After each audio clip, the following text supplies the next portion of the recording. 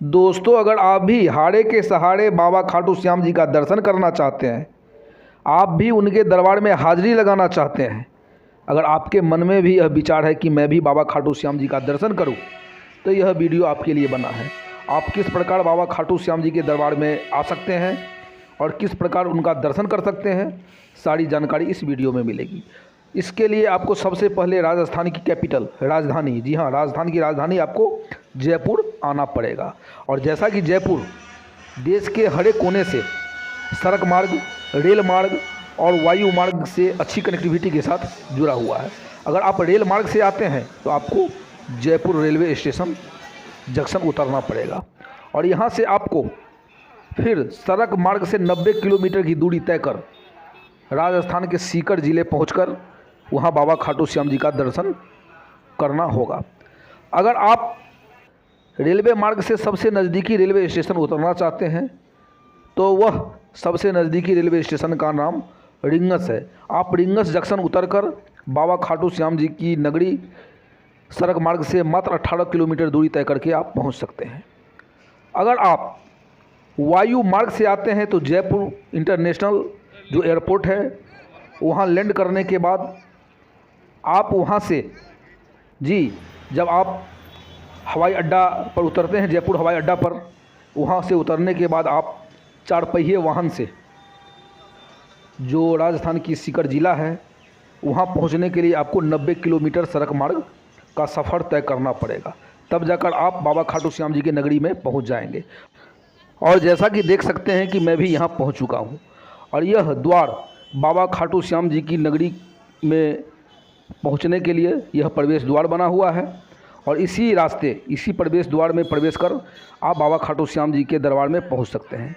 और जब आप आगे बढ़ते हैं तो यहाँ एक आपको गोलंबर पर स्टेचू बना हुआ दिखेगा और आप देख सकते हैं यहाँ श्रद्धालुओं की काफ़ी भीड़ है जो कि बाबा खाटू श्याम जी का दर्शन करने के लिए आए हुए हैं, उनके दरबार में हाजिरी लगाने के लिए आए हुए हैं। और जैसा कि आप देख सकते हैं कि यही स्टेचू बना हुआ है जो कृष्ण की जो प्रतीक चिन्ह है वह दिखाई दे रहा है, दोनों हाथों में बांसुरी है। और जब आप आगे पहुंचते हैं तो रास्ते के दोनों साइड आपको विभिन्न प्रकार के होटल, रेस्टोरेंट, धर्मशाला आपको ठहरने के लिए मिल जाएंगे। आप अपनी क्षमता, अपनी बजट के अनुसार यहाँ होटल का चुनाव कर सकते हैं, धर्मशाला का चुनाव कर सकते हैं।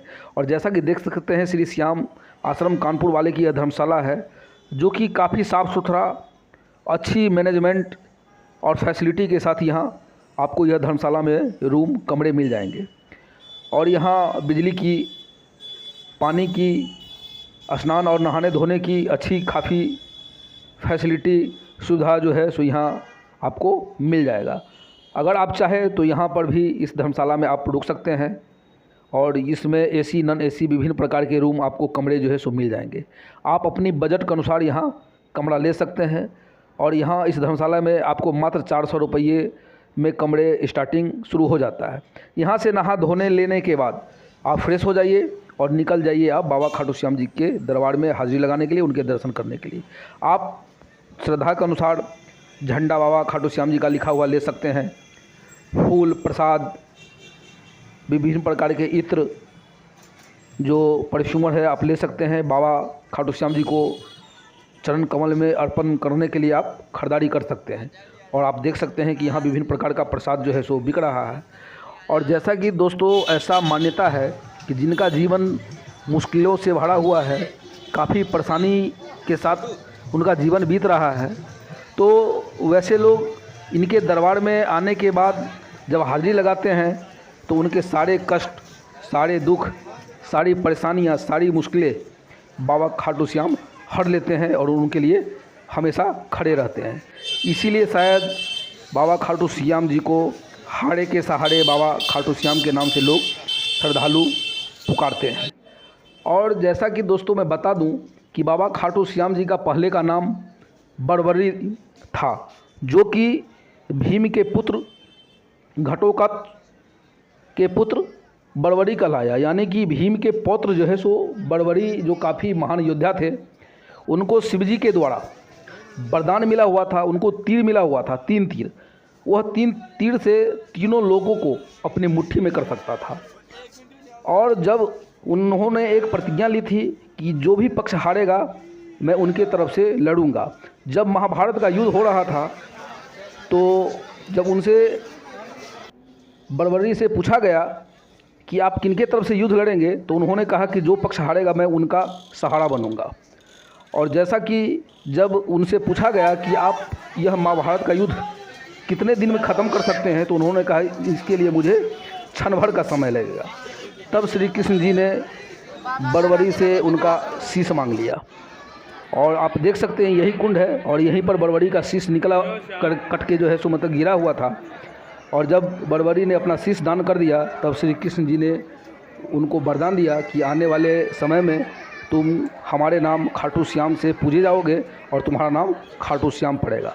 तो वही भीम के पौत्र और घटोत्कच के पुत्र बर्बरी का सर जो है सो इसी कुंड में पाया गया, यही मिला था। और यह कुंड काफ़ी पवित्र माना जाता है और जो भी श्रद्धालु जो भी भक्त यहाँ आते हैं तो इस कुंड में स्नान भी करते हैं और यहाँ का जल पूरे शरीर पर छिड़कते हैं।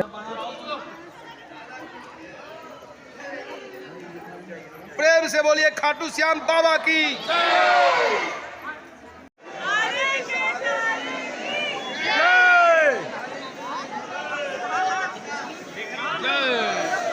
और जैसा कि आप देख सकते हैं कि आगे यहाँ से कई लाइन जो है सो बनाया गया है, क्योंकि यहाँ आने वाले भक्तों का काफ़ी भीड़ होता है। तो प्रशासन किसी भी भक्त को दर्शन करने में असुविधा न हो, इसके लिए 4 से 5 लाइन जो है सो यहाँ बना दिया गया है।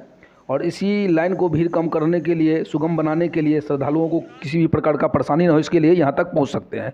और यही है बाबा खाटू श्याम जी का दरबार। तो आप देख सकते हैं यही मंदिर है और इसी मंदिर में बाबा खाटू श्याम विराजते हैं। और जैसा कि अभी आप देख सकते हैं कि बाबा खाटू श्याम जी का यह दरबार है। तो प्रेम से बोलिए हाड़े के सहारे बाबा खाटू श्याम जी की जय। और आप लोग भी बाबा खाटू श्याम जी का दर्शन कीजिए। इस प्रकार आप बाबा खाटू श्याम जी का दर्शन कर सकते हैं और फिर से अपने गंतव्य, अपने घर तक सड़क मार्ग, रेल मार्ग से वापस जा सकते हैं। तो प्रेम से बोलिए हाड़े के सहारे बाबा खाटू श्याम हमारे। बाबा खाटू